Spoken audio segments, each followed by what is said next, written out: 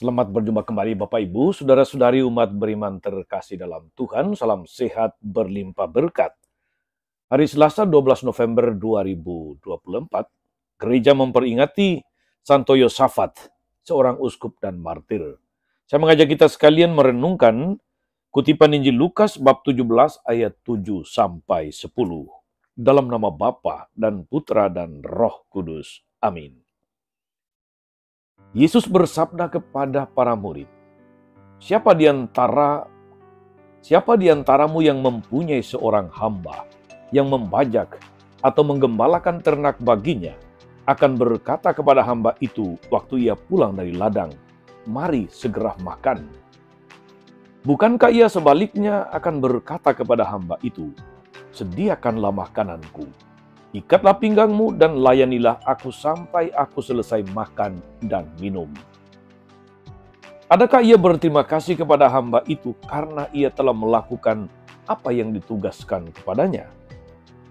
Demikian jugalah kalian.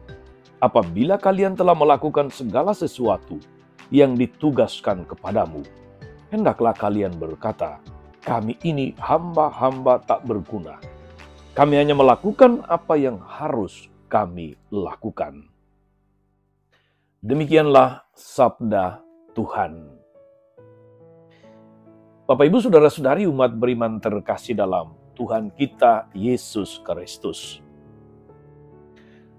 Beberapa tahun yang lalu ada sebuah lagu yang populer atau yang viral dengan judul Hati Sebagai Hamba. Dalam salah satu, dalam bagian referen dari lagu Hati Sebagai Hamba, bunyi syairnya demikian. Inilah yang kupunya hati sebagai hamba, yang mau taat dan setia padamu Bapa. Kemanakan ku bawa hati yang menyembah dalam roh dan kebenaran selama-lamanya. Saudara-saudari, lagu ini sangat dalam maknanya dan sangat-sangat relevan dengan kutipan Injil hari ini. Terutama kalau kita melihat posisi kita di hadapan Allah. Siapa kita di hadapan Tuhan? Kita semua hanyalah seorang hamba yang siap untuk taat dan setia kepada Bapa, yang selalu membawa hati yang siap menyembah dalam roh dan kebenaran. Dengan hati sebagai hamba, kita dituntun untuk mengarahkan seluruh hidup kita, seluruh kehendak kita, dalam rencana Allah yang tentunya akan membawa kita kepada hidup yang kekal, kepada keselamatan. Saudari dan saudara, umat beriman terkasih hati sebagai hamba. Inilah tema sentral bacaan pertama dan Injil.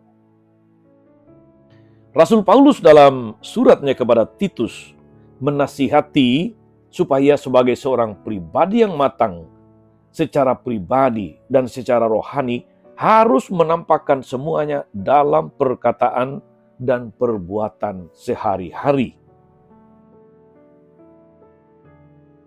Dan dalam penutup nasihatnya secara khusus yang ditujukan kepada para hamba, Paulus mengatakan ini.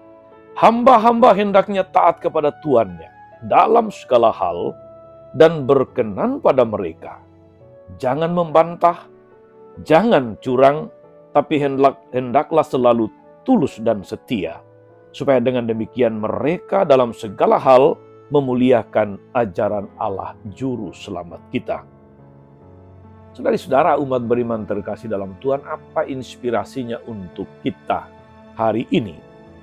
Yesus menasihati kita semua agar kita mempunyai hati sebagai hamba.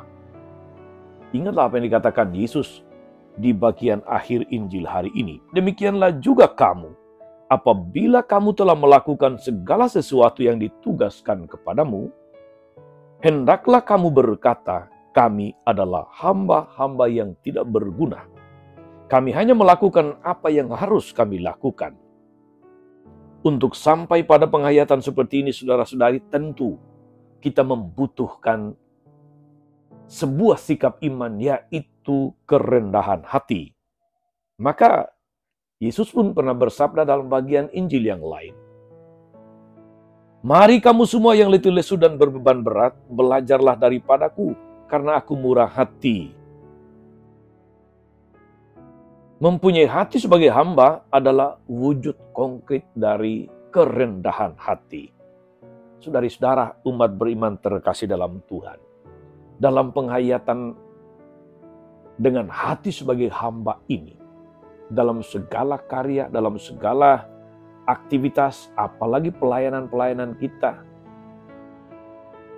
apabila kita sungguh menghayati makna dari kata-kata Yesus dalam Injil hari ini, maka seharusnya saudara-saudari, kita tidak akan menemukan ada orang yang tersinggung di dalam pelayanan.